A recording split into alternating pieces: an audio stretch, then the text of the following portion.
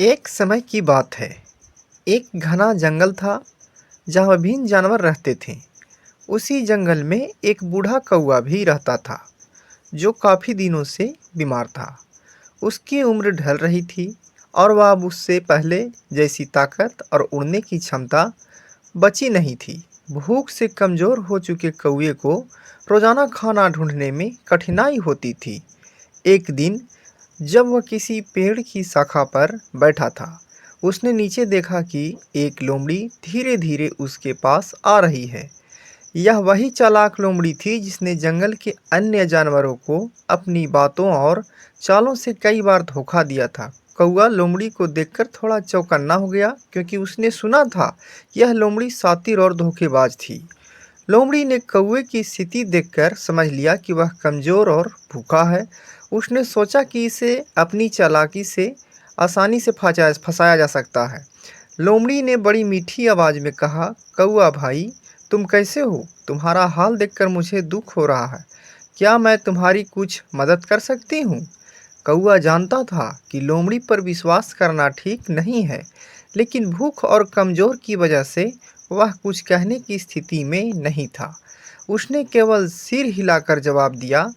लोमड़ी ने चालाकी से कहा, मैं तुम्हारे लिए कुछ खाना ला सकती हूँ।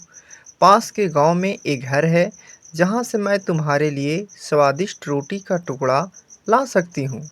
बस तुम मुझसे दोस्ती कर लो।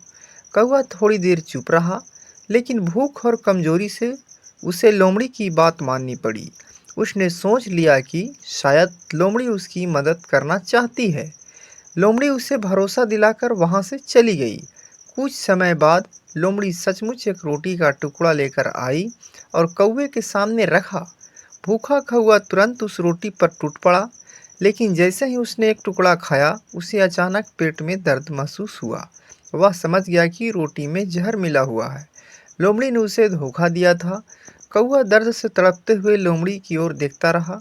उसकी आंखों में दर्द, धोखे, बेबसी का मिला-जुला भाव था।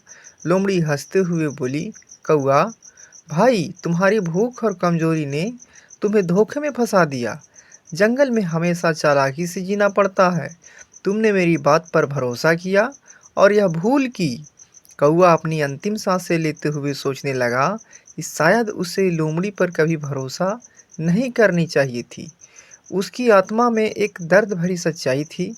जिंदगी में कई बार हमें कठिनाइयों का सामना करना पड़ सकता है, लेकिन हमें कभी भी अपनी कमजोरी का शिकार नहीं बनना चाहिए, क्योंकि कभी-कभी दूसरे लोग हमारी कमजोरियों का फायदा उठाकर हमें धोखा दे सकते हैं। कुछ ही पलों में कौवे की आंखें बंद हो गई और उसने अपनी अंतिम सांस ली। लोमड़ी अपनी जीत की खुशी में वहां से चली गई, लेकिन कौवे की इस दर्दनाक मौत ने जंगल के अन्य जानवरों को यह सिखा दिया कि कभी भी किसी पर अंधविश्वास नहीं करना चाहिए और हर मुश्किल समय में धैर्य और समझदारी से काम लेना चाहिए।